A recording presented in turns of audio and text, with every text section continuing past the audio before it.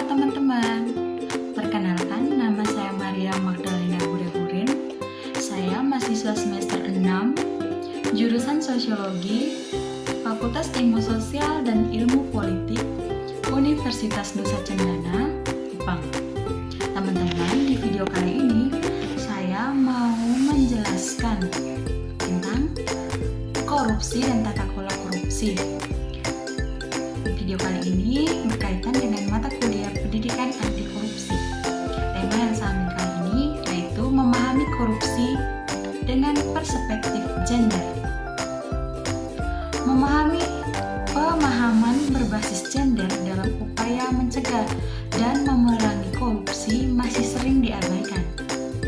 Korupsi seringkali dilihat sebagai persoalan netral gender yang tidak memiliki implikasi berbeda bagi perempuan dan laki-laki. Kenyataannya, laporan ketimpangan gender pada tahun 2017 yang dikeluarkan oleh World Economic Forum menunjukkan bahwa Indonesia menduduki peringkat ke-8 dari 144 negara dalam hal kesetaraan gender. Oleh karena itu, korupsi tidak seharusnya dilihat sebagai persoalan yang netral gender, karena ketimpangan gender mengkondisikan interaksi dan kerentanan yang berbeda bagi perempuan dan laki-laki. Sub berikutnya yaitu mengenai relasi gender yang tidak setara dan korupsi. Perempuan dan laki-laki menjalankan peran, kebutuhan, dan menghadapi tantangan yang berbeda-beda. Dalam hal ini, peran gender dibedakan dari peran biologis, meskipun keduanya seringkali berkelindan.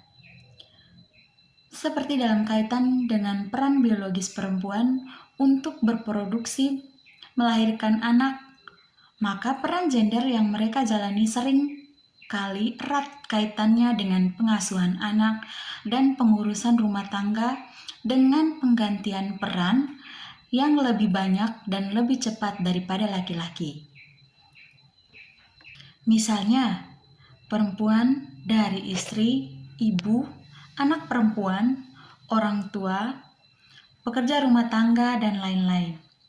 Pada saat yang sama, laki-laki lebih bertanggung jawab atas pekerjaan yang bersifat publik, seperti pekerjaan ekonomi maupun politik, dengan penghargaan sosial, material yang umumnya lebih besar dari kerja domestik perempuan.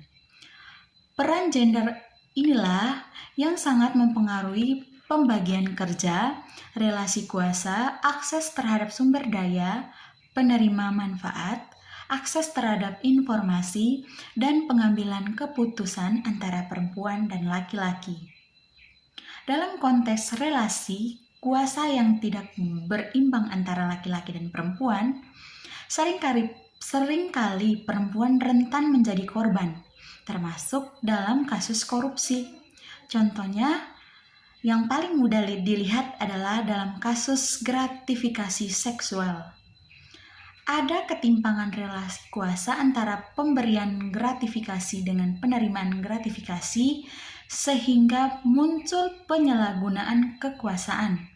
Dalam kasus gratifikasi seksual, penyalahgunaan kekuasaan menjadikan tubuh perempuan sebagai alat untuk mencapai tujuan dan kepentingan politik, ekonomi, maupun kepentingan lainnya. Perempuan menjadi objek seks dan pada banyak kasus perempuan yang terlibat sebetulnya adalah korban. Contoh ketimpangan gender lainnya adalah baik perempuan yang dijadikan objek dalam gratifikasi sosial maupun istri dari pejabat yang menerima dan mendapatkan layanan gratifikasi tersebut sama-sama rentan terhadap pemberitaan media. Perempuan yang menjadi objek gratifikasi mendapatkan sorotan yang intens oleh media. Padahal bisa jadi perempuan tersebut jugalah korban perdagangan orang ataupun korban eksploitasi seksual. Pada sisi lain, Sekalipun perempuan tersebut sadar memilih profesi sebagai pemberian layanan, misalnya layanan seks, atau menjadi kekasih dari seorang pengusaha yang terindikasi melakukan korupsi, ia tetap tidak dapat menikmati barang, uang, atau harta dari layanan seksual yang ia berikan, lantaran penerima layanan atau kekasihnya terjerat kasus korupsi. Dalam suatu kasus yang melibatkan seorang model ternama misalnya, pemberian dari pihak lain yang terjerat kasus korupsi harus diserahkan kepada Komisi Pemberantasan Korupsi.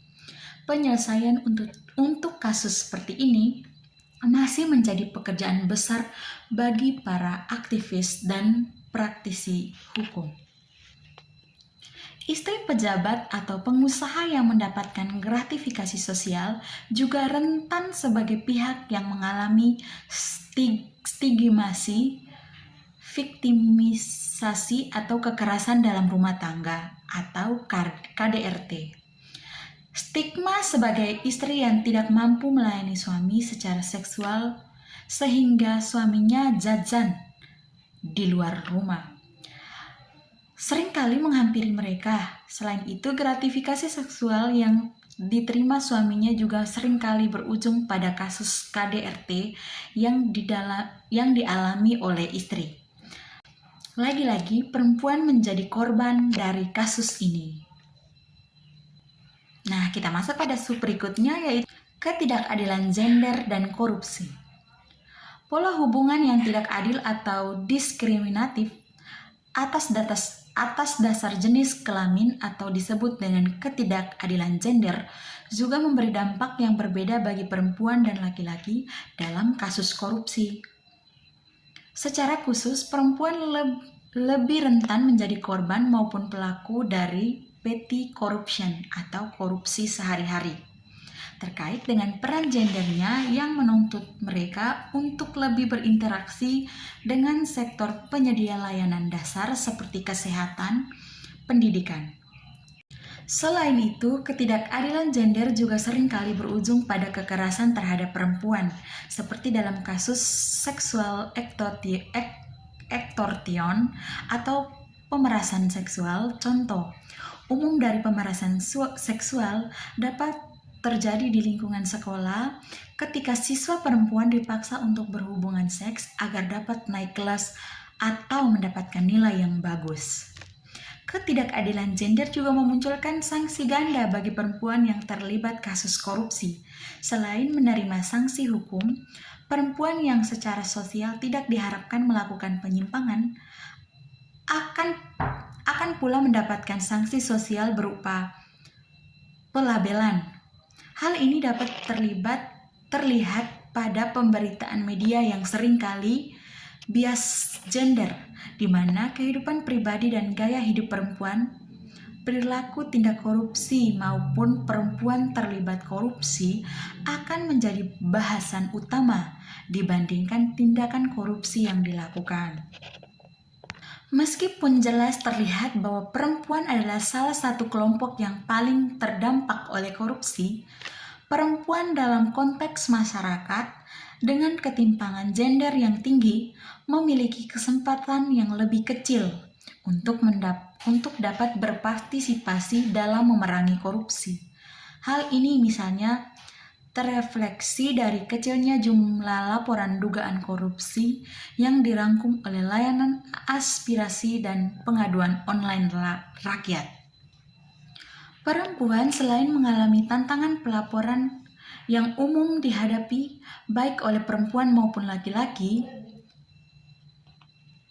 seperti ketidaktahuan harus melapor kemana, ketidakyakinan akan proses yang menjawab kebutuhan, dan kesulitan akses serta biaya untuk melapor, juga mengalami tantangan yang spesifik terkait dengan fungsi dan peran gender yang dijalankannya. Sebagai penjaga dan perawat anggota keluarga yang baik itu anak, pasangan maupun orang tua, perempuan memiliki kekhawatiran yang lebih jika sampai tersandung masalah karena pelaporannya, sehingga tidak dapat menjalankan peran gendernya. Oleh karenanya, masalah perlindungan identitas pelapor menjadi hal yang mutlak untuk diupayakan dalam mendorong partisipasi perempuan dalam upaya pencegahan korupsi. Nah, teman-teman, sekian penjelasannya. Semoga bermanfaat dan terima kasih.